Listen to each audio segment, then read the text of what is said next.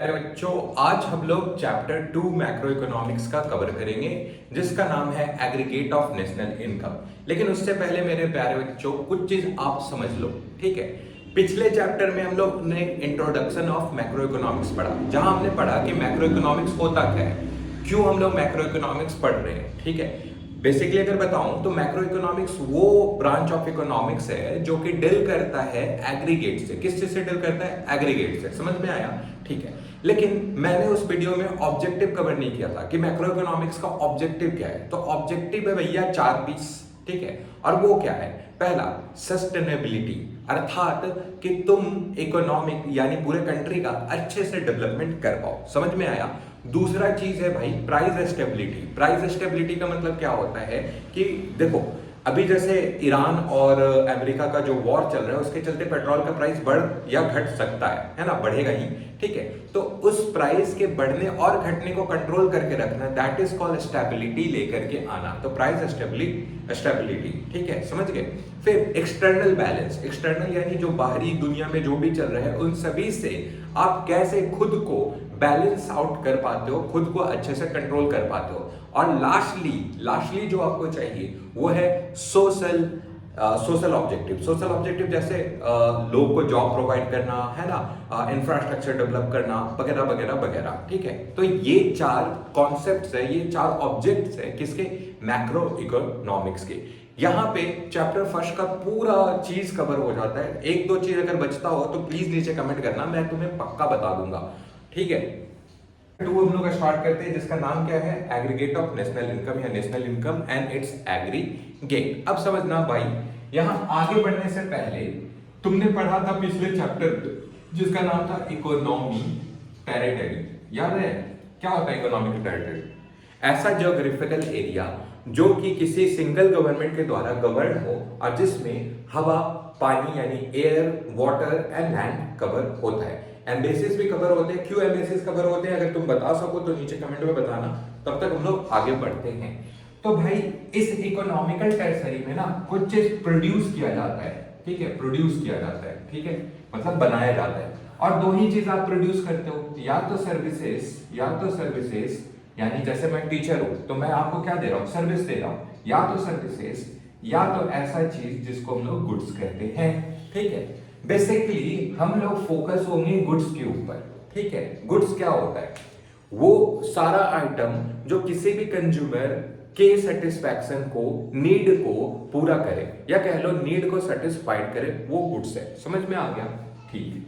अब हम लोग बात करते हैं कि गुड्स कितने टाइप का होता है। तो बच्चों, तुम अपने क्लास 12th में देखोगे कि गुड्स को आपके बुक ने अलग अलग तरीके से क्लासिफाई किया है, पर जो मैं अपने तरीके से समझता हूं वो मैं तुम्हें समझाना चाहूंगा। पहला चीज, ठीक है, पहला होता है जी फाइनल गुड्स, ठीक है, फाइनल गुड्स। अब कई लोग बोलते हैं कि फाइनल गुड्स वो गुड्स है जो कि रेडी टू कंज्यूम होता है और कंज्यूमर के लिए बनता है, पर ऐसा नहीं है मेरे भाई, है ना और बहनों। फाइनल गुड्स में भी 2 प्रकार का आप फर्दर डिवीजन कर सकते हो, ठीक है। पहला कंज्यूमर गुड्स, ठीक, और दूसरा है मेरे भाई और बहनों कैपिटल गुड्स, ठीक है।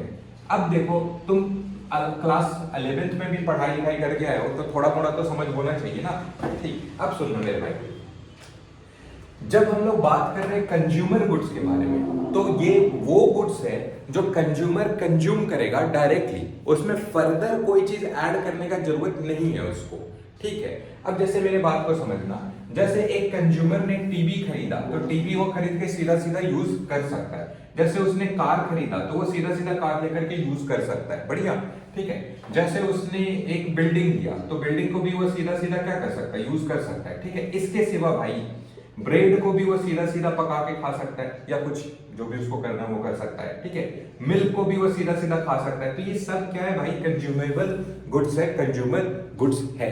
पर यहीं पे अगर आप आ जाओ कैपिटल गुड्स के अंदर, तो कैपिटल गुड्स क्या होता है समझना। कैपिटल गुड्स वो गुड्स है जो बिजनेस यानी फर्म, कौन खरीदेगा याद रखना, ये ऐसे कर लेता हूं, यूज बाय फर्म। किसके द्वारा यूज किया जाएगा भाई? फर्म। और जब मैं फर्म कह रहा हूं तो याद रखना फर्म यानी बिजनेस यहाँ पे यूज हो रहा है। अब देखो, अगर मैं यहां से एक एग्जांपल उठा करके यहाँ पे पुट कर दूं कार, अब बोलोगे कि सर आपने तो बोला कि कंज्यूमर गुड्स है वो, वही तो मैं समझाना चाहता हूं। अगर तुम डायरेक्टली उसको यूज कर रहे हो, फर्दर कोई और चीज प्रोड्यूस किए, तब वो कंज्यूमर गुड्स है। अदरवाइज वो कंज्यूमर गुड्स ना होकर कैपिटल गुड्स हो जाएगा। एक एग्जांपल लो, ओला सबने यूज किया होगा, क्या होगा ना, उबर सबने यूज किया होगा, तो वो भी तो कार चलवा रहे हैं ना, वो भी तो सर्विस प्रोड्यूस करा रहे हैं ना। तो यहाँ पे जो कार है ना, वो फर्दर सर्विस प्रोड्यूस करने के लिए यूज हो रहा है, इसीलिए वो कार क्या चीज में आ जाएगा, कैपिटल गुड्स में आ जाएगा। तो क्या तुम समझ पा रहे हो मैं क्या कहना चाहता हूं? मैं कहना चाहता हूं कि कैपिटल गुड्स वो गुड्स है जो किसी भी फर्म के द्वारा खरीदा जाए फॉर फर्दर प्रोडक्शन या प्रोडक्शन प्रोसेस में हेल्प करने के लिए या मैन्युफैक्चरिंग प्रोसेस में हेल्प करने के लिए। समझ लो, मैं रॉ मटेरियल नहीं बोल रहा, याद रखना, मैं वैसे मशीन्स के बारे में बात कर रहा हूं, वैसे चीज के बारे में बात कर रहा हूं जो आपको हेल्प करेगा फर्दर प्रोडक्शन में। क्लियर है? क्लियर है? अच्छे से क्लियर है? अब जैसे एक एग्जांपल ले लो, मैं टीचर हूं, तुम स्टूडेंट हो, ये व्हाइट बोर्ड है। व्हाइट बोर्ड भी तो भाई दोनों को यूज कर सकते हैं ना, दोनों को यूज कर सकते हैं, यानी एज अ स्टूडेंट तुम भी यूज कर सकती हो या कर सकते हो, है ना, और एज अ टीचर मैं भी यूज कर सकता हूं या कर सकती हूँ। समझ में आ रहा है ना, कर सकता हूँ, ठीक है। अगर स्टूडेंट खरीदे इसे तो वो थोड़ी ट्यूशन पढ़ा रहा, नहीं पढ़ा रहा है ना, तो वो स्टूडेंट जो यूज करेगा वहां पे वो तो कंज्यूमर गुड्स होगा। पर अगर एक टीचर खरीद ले मेरे जैसा, ठीक है, तब भैया वो कैपिटल गुड्स है। क्यों कैपिटल गुड्स है भाई? देख कबूतर क्या कर रहा है, कबूतर ने तबाही मचा दिया था, अब उड़ भी गया, ठीक है। देखो सामने देखो, क्या मैं बात कर रहा था कि व्हाइट बोर्ड ना स्टूडेंट खरीदे तो फिर वो कंज्यूमर गुड्स है, और अगर टीचर खरीदे क्योंकि उसको फर्दर प्रोडक्शन करना है तो वो फिर क्या बन जाएगा, कैपिटल गुड बन जाएगा। स्मार्ट टीवी अगर तुम खरीद रहे हो तो वो इसमें आएगा कंज्यूमर में, पर स्मार्ट टीवी मैं खरीद के पढ़ाने लग जाऊं तो वो किस में आएगा, कैपिटल गुड में। कितने समझदार हो तुम लोग, समझ गए? चलो अब आगे सुनो मेरे भाई एवं बहनों, ये जो मैंने डिवीजन किया था गुड्स को, उसको दो तरीके से तोड़ लो पहले ही, एक फाइनल गुड्स और दूसरा intermediary goods. Intermediary goods what it means समझना मेरे भाई, यहां स्क्रीन पे लगा दूंगा इंटरमीडिएरी गुड्स क्या होता है, पर फिर भी समझा देता हूं, बहुत इजी है, ठीक है। वो गुड्स जो प्रोडक्शन प्रोसेस को अभी क्रॉस नहीं किए, यानी अभी उसमें फर्दर डेवलपमेंट बाकी है। नहीं समझे? अभी समझाता हूं। जैसे मैंने खरीदा आलू, मैं बिजनेस पर्सन हूं, मैंने खरीदा आलू और उससे मेरे को बनाना है चिप्स, तो आलू मेरे लिए, क्योंकि अभी उसका फाइनल प्रोडक्शन नहीं हुआ है, उसका फाइनल एंड क्या है, आउटपुट क्या है, चिप्स बनना, तो वो चिप्स से पहले वो क्या है मेरे लिए, इंटरमीडिएरी गुड्स। चिप्स से पहले वो क्या है मेरे लिए, इंटरमीडिएरी गुड्स। मैं समोसा बनाता हूं, हलवाई हूं, ऐसे पेट निकाल के ठीक है। तो जो मैं मैदा खरीदूंगा, है ना, जो नमक खरीदूंगा, जो तेल खरीदूंगा, डालडा खरीदूंगा, वो सब मेरे लिए क्या है, इंटरमीडिएरी गुड्स। और मेरा जो फाइनल गुड्स है वो क्या है, समोसा, यानी फाइनल आउटपुट क्या है मेरे भाई, समोसा। आउटपुट क्या है, समोसा। समझ में आ रहा है? तो इंटरमीडिएरी गुड्स वो है जो प्रोडक्शन बाउंड्री लाइन को क्रॉस नहीं किया है, वो यही है, इसको क्रॉस नहीं किया है। समझ में आ रहा है ना? अच्छे से समझो, मजा आएगा, ठीक है। और फाइनल गुड्स वो है जो प्रोडक्शन बाउंड्री को क्रॉस कर चुका है, जो प्रोडक्शन बाउंड्री को क्रॉस कर चुका है। समझ में आ गया? इतना सा है, ठीक है। जैसे ये अगर व्हाइट बोर्ड लो तो ये प्रोडक्शन बाउंड्री को क्रॉस कर चुका है, लेकिन अगर मैं इसमें से ये चीज हटा देता, है ना, और सिर्फ बेसिक बीच वाला रखता, तब वो मेरे लिए इंटरमीडिएट था। पूछो क्यों? क्योंकि उसमें अभी ये जोड़ना बाकी है, यानी फाइनल प्रोडक्शन स्टेज को उसने क्रॉस नहीं किया है। समझ में आ गया यहाँ तक?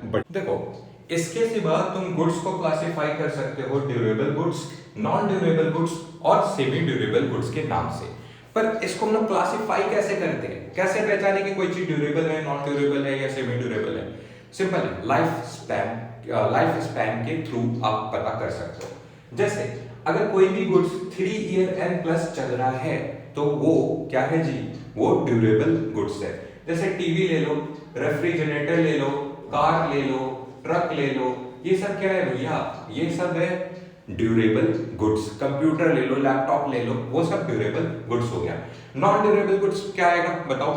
वो जो 0 से ऐसे कर लो, 0 से 1 साल तक चल पाए, यानी या तो तुरंत भर में खराब हो जाए, जैसे आलू प्याज टमाटर, आलू ले लो प्याज ले लो टमाटर ले लो, ये सारा क्या है जी, ये है नॉन ड्यूरेबल। ठीक है, सेमी ड्यूरेबल किसको कहेंगे, जो 1 साल से 3 साल का लाइफ स्पैन रखे, यानी उसका ड्यूरेशन कितने का हो, 1 से 3 साल का। चलो एक बार रिवीजन करें, अगर 3 साल से ज्यादा चल रहा है तो ड्यूरेबल, अगर 1 से 3 साल चल रहा है तो सेमी ड्यूरेबल, और 1 साल भी नहीं चल रहा है तो नॉन ड्यूरेबल गुड्स। इस तरीके से भी हम लोग क्लासिफाई करते हैं। तो बिफोर हम लोग आगे बढ़े, तुम मुझे डेप्रिसिएशन का कहानी सुनाओ, क्या होता है डेप्रिसिएशन, क्लास 11th में तो पढ़ा होगा, बताओ डेप्रिसिएशन क्या होता है। नहीं आया सर, कितना खराब बात है। देखो मेरे भाई एवं बहनों, डेप्रिसिएशन क्या होता है। हाँ, जब भी आप कोई फिक्स एसेट खरीदते हो तो उसका वैल्यू ना गिरता है, क्यों गिरता है ये पूछो। गिरता है इसलिए है क्योंकि तुम उसे यूज कर रहे हो। तो पहला तो by the passage of time, time जैसे जैसे पास होगा वो खराब होगा, ठीक है। दूसरा वियर एंड टियर, यूज करोगे तो खराब होगा। तीसरा आउटडेटेड हो जाए, जैसे ये व्हाइट बोर्ड आउटडेटेड है, स्मार्ट बोर्ड पे पढ़ाना चाहिए but what I can do, मेरे पास अभी यही है, ठीक है। तो देखो फिर से बोलता हूं, टाइम पास हो गया खत्म हो गुड्स। दूसरा आउटडेटेड हो गया खत्म हो गुड्स। तीसरा उसको यूज कर करके खराब करते हो, जैसे मोबाइल फोन है ना, जैसे लैपटॉप, जैसे वो सब यूज करोगे खराब होगा, है ना। बढ़िया बेसिक समझ में आ गया। तो डेप्रिसिएशन क्या होता है, जब भी कोई भी फिक्स्ड एसेट का वैल्यू गिरे, फिक्स एसेट का वैल्यू गिरे तो उसको हम क्या कहते हैं, डेप्रिसिएशन कहते हैं। अब तुम पूछोगे कि सर अचानक से क्लास 12th में 11th का टॉपिक क्यों घुसेड़ दिया आपने। इसीलिए भाई क्योंकि यहां पे अब तुम पढ़ोगे इन्वेस्टमेंट क्या होता है, ठीक है। और उस इन्वेस्टमेंट में से जब डेप्रिसिएशन माइनस करते हैं तो आता है नेट इन्वेस्टमेंट, इसीलिए डेप्रिसिएशन समझना जरूरी था। अब तुम समझ चुके हो तो चलो आगे बढ़ते हैं। अब प्यारे बच्चों ये बताओ कि इन्वेस्टमेंट क्या होता है, चलो बताओ जल्दी से। हाँ, इन्वेस्टमेंट क्या है, सुनना। एक होता है खर्च और एक होता है कहीं इन्वेस्ट करना, यानी कॉस्ट एंड इन्वेस्टमेंट में क्या फर्क है समझना। जब आप इन्वेस्ट करते हो देन आप सोचते हो कि इस चीज को मैं ऐसे यूज करके ऐसे प्रोडक्शन करूंगा, ऐसे प्रॉफिट निकालूंगा। तो when you purchase anything or you just want to buy some property or asset for the point, मतलब इस thinking के साथ, with that thinking to earn profit in the future, उस चीज से तुम क्या अर्न कर सको, प्रॉफिट अर्न कर सको। तो वैसे चीज को हम लोग इन्वेस्टमेंट कहते हैं। जैसे मैंने ये ट्राइपॉड लिया था ताकि मोबाइल लगा सकूं उसके ऊपर, तो ये ट्राइपॉड मेरे लिए खर्च नहीं है, ये मेरे लिए इन्वेस्टमेंट है। क्यों, क्योंकि मैं इससे क्या कर रहा हूं, वीडियो लेक्चर बना रहा हूं, इससे प्रोडक्टिविटी मेरा बढ़ रहा है और इससे क्या होगा, फ्यूचर में कहीं जाकर के मुझे प्रॉफिट होगा। तो इन्वेस्टमेंट वो चीज है जहां आपका इंटेंशन एकदम से क्लियर होता है कि आप पैसा इसलिए लगा रहे हो ताकि फ्यूचर में जाकर के प्रॉफिट अर्न कर सको, ये है इन्वेस्टमेंट। समझ में आ गया। अब देखो अगर कोई तुमसे पूछे कि नेट इन्वेस्टमेंट क्या होता है, नेट इन्वेस्टमेंट, तो नेट इन्वेस्टमेंट निकालने का सिंपल सा चीज है भैया, जो आपका ग्रॉस इन्वेस्टमेंट है, ग्रॉस यानी जिसमें से अभी डेप्रिसिएशन नहीं माइनस हुआ, यानी बेसिकली इन्वेस्टमेंट को ही ग्रॉस इन्वेस्टमेंट कह रहे हैं। ग्रॉस मतलब टोटल इन्वेस्टमेंट, ठीक है। और में से माइनस कर दो, में से माइनस कर दो डेप्रिसिएशन। अब जो आपके पास बच गया है, रेस्ट रह गया है, वो है जी आपका नेट इन्वेस्टमेंट। इस लेक्चर को यही खत्म करते हैं। अगर वीडियो पसंद आया हो तो प्लीज लाइक शेयर सब्सक्राइब करना, और कोई भी सजेशन हो तो प्लीज नीचे कमेंट करो। अगर तुम्हें लगता है कि मैं फालतू पढ़ा रहा हूं तो भी तुम नीचे बोल सकते हो कि पसंद नहीं आया, ठीक है। और अगर पसंद आ रहा है तो प्लीज अपने दोस्तों के साथ जरूर शेयर करना, एटलीस्ट एक के साथ तो जरूर शेयर करना, ठीक है। अब सुनो मेरी बात, चलो थोड़ा सा रिवीजन करें। इस चैप्टर में हमने क्या क्या पढ़ा। इस चैप्टर में हमने पढ़ा कि इकोनॉमिकल टेरिटरी वो ज्योग्राफिकल एरिया है जो कि किसी गवर्नमेंट के द्वारा गवर्न किया जाता है, जिसके अंदर लैंड, एयर, वाटर सब कुछ आता है। फिर हमने देखा कि गुड्स कितने टाइप का होता है। हमने गुड्स को दो तरीके से क्लासिफाई किया, एक फाइनल गुड्स और एक इंटरमीडिएट गुड्स। फाइनल गुड्स वो गुड्स है जो कि रेडी टू यूज है, या कह लो कि प्रोडक्शन बाउंड्री को क्रॉस कर चुका है। वहीं पे इंटरमीडिएट गुड्स वो गुड्स है जो कि अभी प्रोडक्शन बाउंड्री को क्रॉस नहीं किया है, अभी प्रोडक्शन बाउंड्री के अंदर है। वहीं पे हमने फाइनल गुड्स को फर्दर तोड़ दिया, कैपिटल गुड्स और कंज्यूमर गुड्स के नाम पे। कैपिटल गुड्स वो गुड्स है जो कि फर्म यूज करता है, यहाँ इकोनॉमी में फर्म का मतलब बिजनेस है, ताकि वो फर्दर प्रोडक्शन कर सके। जैसे मेरे द्वारा यूज किया हुआ व्हाइट बोर्ड एक कैपिटल गुड्स है, क्योंकि मैं इससे फर्दर प्रोडक्शन कर रहा हूं, ठीक है। और यही जब अगर कोई कंज्यूमर खरीद के डायरेक्ट यूज करे, कोई मैन्युफैक्चरिंग ना करे, कोई सर्विस प्रोड्यूस ना करे, तो उस चीज को हम लोग कहते हैं कंज्यूमर गुड्स। जैसे व्हाइट बोर्ड लेकर के तुम सेल्फ स्टडी कर रहे हो तो वो तुम्हारे लिए कंज्यूमर गुड्स है। जैसे स्मार्ट टीवी लेकर के तुम कार्टून नेटवर्क देख रहे हो तो वो तुम्हारे लिए एक कंज्यूमर गुड्स है। पर स्मार्ट बोर्ड लेकर के मैं पढ़ाने लग जाऊं तो वो मेरे लिए कैपिटल गुड्स है, ठीक है। फिर उसके बाद हमने क्लासिफाई किया durable goods, semi durable goods और non durable goods. Durable goods वो गुड्स है जो कि 3 साल से ज्यादा समय के लिए आप यूज कर सकते हो। सेमी ड्यूरेबल गुड्स 1 साल से 3 साल के भीतर यूज कर सकते हो, और नॉन ड्यूरेबल गुड्स 1 साल के अंदर ही यूज करना पड़ता है। ब्रेड, आलू, मटर वटर सब कुछ समझ में आ गया, ठीक है। इसके बाद हमने देखा डेप्रिसिएशन क्या होता है। तो डेप्रिसिएशन बेसिकली क्या होता है जी, किसी भी एसेट्स का यानी फिक्स एसेट्स का वैल्यू में गिरावट, किसी भी फिक्स एसेट के वैल्यू में गिरावट। गिरावट क्यों होता है, तो वियर एंड टियर की जगह चलते, पैसेज ऑफ टाइम के चलते, या फिर कह लो आउटडेटेड हो जाने के चलते। फिर नेचुरल कॉजेस भी होता है, भूकंप आ गया, उसमें टूट गया या कुछ भी, ठीक है। अब और आगे बढ़ते हैं हम लोग। फिर हमने देखा इन्वेस्टमेंट क्या होता है। तो इन्वेस्टमेंट बेसिकली क्या है, इन्वेस्टमेंट वो पैसा लगाना है जिसमें जो भी आप प्रॉपर्टी खरीद रहे हो, जो भी आप एसेट खरीद रहे हो, विद दैट व्यू कि आप फ्यूचर में उससे प्रॉफिट जनरेट कर पाओगे, वो कहलाता है इन्वेस्टमेंट। समझ में आ गया, ठीक है। इसके बाद हमने क्या पढ़ा, इसके बाद हमने पढ़ा कि जब आप ग्रॉस इन्वेस्टमेंट में से डेप्रिसिएशन माइनस कर दो तो निकलता है नेट इन्वेस्टमेंट, ठीक है। यहां तक के वीडियो में हमने 80% अपने सेकंड चैप्टर को कवर कर लिया, बाकी 20% नेक्स्ट वीडियो में कवर करेंगे, क्योंकि मेरा टारगेट 20 मिनट से ज्यादा का नहीं है। Thank you. अगर वीडियो पसंद आए तो प्लीज लाइक शेयर सब्सक्राइब करना, अपने दोस्तों के साथ जरूर शेयर करना, और प्लीज मेरे भाई बहन सजेशन जरूर देना कि कहां पे मैं सुधार कर सकता हूं और कहां पे मुझे और अच्छा करने का जरूरत है। मैं आपसे प्रॉमिस करता हूं कि अगर आप वीडियोस को अच्छे से देखते हो ना, तो आप लिख करके रख लो कि आप अपने क्लास 12 में शुरू से बहुत अच्छा मार्क्स लाओगे। धन्यवाद। हरे कृष्णा, राधे श्याम।